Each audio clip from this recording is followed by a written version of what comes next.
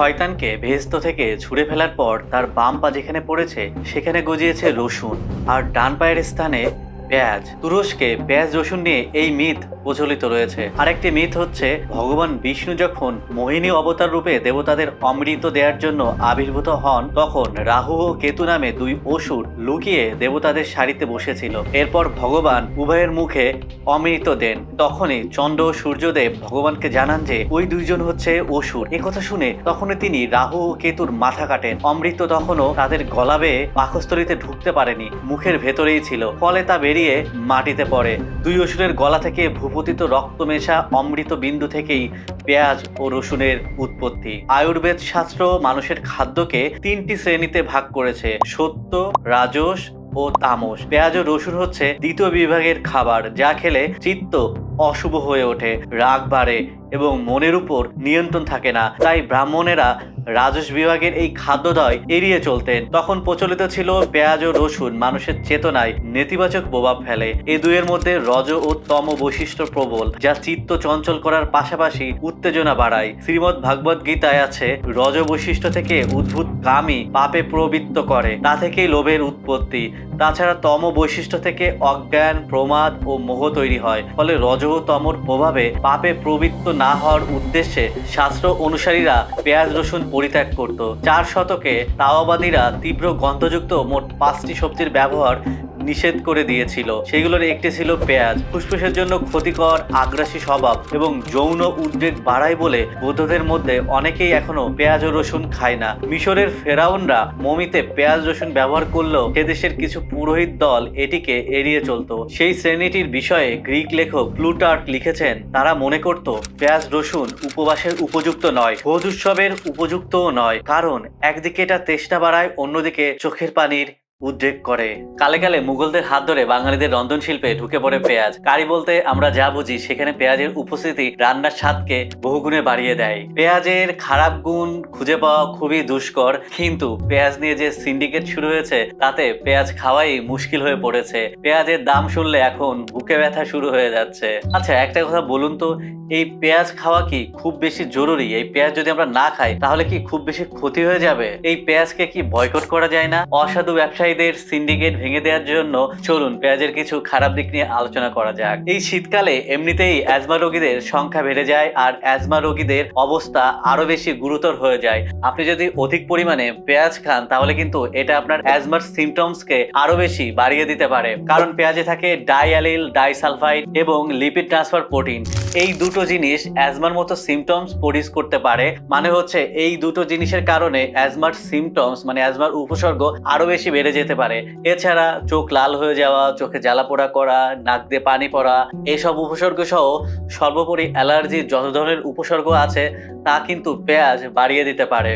আপনারা যারা হাই প্রেশারের রোগী আছেন তারা কিন্তু প্রেশার কন্ট্রোল করার জন্য ওষুধ খেয়ে থাকেন, আর এই ওষুধের কারণে আপনাদের প্রেশার কিন্তু এমনিতেই কম থাকে। আর এর উপরে আপনি যদি অধিক পরিমাণে পেঁয়াজ খান তাহলে কিন্তু এটা আপনার প্রেশারকে আরো বেশি কমিয়ে দিতে পারে, যার ফলে আপনার হাইপোটেনশন দেখা দিতে পারে। আর হাইপোটেনশন হলে মাথা ব্যথা, মাথা ঘোরানো, দুর্বল লাগা এবং চোখে ঝাপসা দেখা ইত্যাদি ঘটনা ঘটতে পারে। তাই আপনারা যারা হাই প্রেশারের ওষুধ খান তারা কিন্তু অতিরিক্ত পরিমাণে পেঁয়াজ খাওয়ার ব্যাপারে অবশ্যই সতর্কতা অবলম্বন করবেন। একই কথা হচ্ছে ডায়াবেটিস রোগীদের জন্য। আপনারা যারা ডায়াবেটিসের ওষুধ খান তাদের রক্তে গ্লুকোজের পরিমাণ কিন্তু এমনিতেই কম থাকে। মানে হচ্ছে ডায়াবেটিসের ওষুধ খাওয়ার ফলে রক্তে গ্লুকোজের মাত্রা কিন্তু কমে যায়। আর এর উপরে আপনি যদি অতিরিক্ত মাত্রায় পেঁয়াজ খান, এই পেঁয়াজ আপনার রক্তে গ্লুকোজের মাত্রা আরো বেশি কমিয়ে দেবে। ফলে এক হচ্ছে ওষুধ, দুই হচ্ছে তার সাথে যদি পেঁয়াজ খান, দুটো মিলে আপনার রক্তের ব্লাড গ্লুকোজ অনেক পরিমাণে কমে যাবে, আর যার ফলে দেখা দিবে হাইপোগ্লাইসেমিয়া। আর হাইপোগ্লাইসেমিয়া হলে আপনার কিন্তু ভয়াবহ অবস্থা সৃষ্টি হতে পারে, যেমন হচ্ছে আপনার মাথা ঘুরাতে পারে, আপনি অজ্ঞান হয়ে যেতে পারেন, চোখে ঝাপসা দেখতে পারেন। এছাড়া সবচেয়ে বড় ক্ষতি হতে পারে সেটা হচ্ছে আপনার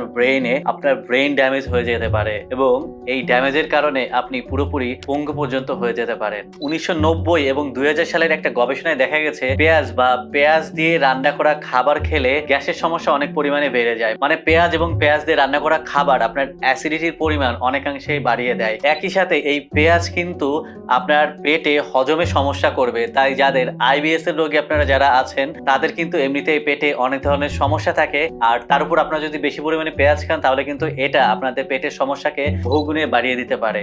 পেঁয়াজ কাটার সময় পেঁয়াজ থেকে এক ধরনের এনজাইম এবং সালফেনিক অ্যাসিড বের হয়।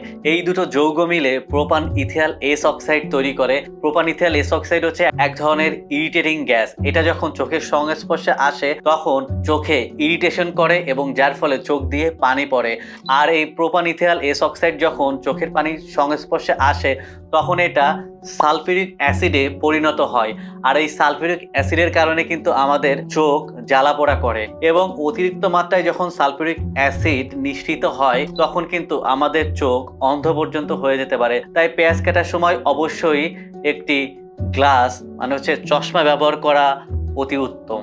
অনেক মানুষই মুখের দুর্গন্ধ নিয়ে অনেক সমস্যায় ভুগে থাকেন, কারণ এটা অনেকটা লজ্জারও ব্যাপার। এটা মানুষের মধ্যে অন্যের সাথে কথা বলার কনফিডেন্সও কমিয়ে দেয়। আপনাদের যাদের এই সমস্যা রয়েছে তারা অবশ্যই কাঁচা পেঁয়াজ খাওয়া থেকে বিরত থাকবেন, কারণ এই কাঁচা পেঁয়াজ মুখের দুর্গন্ধকে বহুলাংশে বাড়িয়ে দেয়। তাই আপনার মুখে যদি দুর্গন্ধ থাকে অবশ্যই কাঁচা পেঁয়াজ খাওয়া থেকে বিরত থাকবেন। পেঁয়াজের স্বাস্থ্যগুণের তুলনায় খারাপ দিক হয়তো খুবই সীমিত, কিন্তু আমাদের মাথায় রাখতে হবে যে কোনো খাবারই অতিরিক্ত পরিমাণে খাওয়া কিন্তু শরীরের জন্য স্বাস্থ্যকর না এবং শরীরের জন্য ক্ষতির কারণ হতে পারে।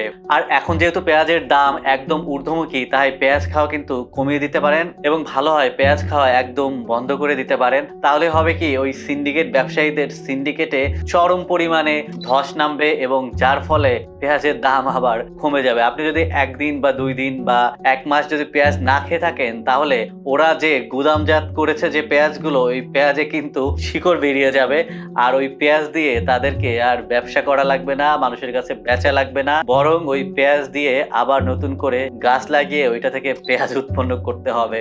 তাই কয়েকদিন পেঁয়াজ খাওয়া কমিয়ে দিন এবং পেঁয়াজ খাওয়া বন্ধ রাখুন, আর এর মাধ্যমেই ওইসব অসাধু ব্যবসায়ীদের সিন্ডিকেট ভেঙে ফেলুন। আজকের ভিডিওটি থেকে যদি কোনো নতুন তথ্য পেয়ে থাকেন তাহলে অবশ্যই শেয়ার করতে ভুলবেন না, আর ভিডিওটি কেমন লাগলো কমেন্ট করে জানাবেন। আজকের মতো এখানেই শেষ করছি। সেলুট আপনাকে।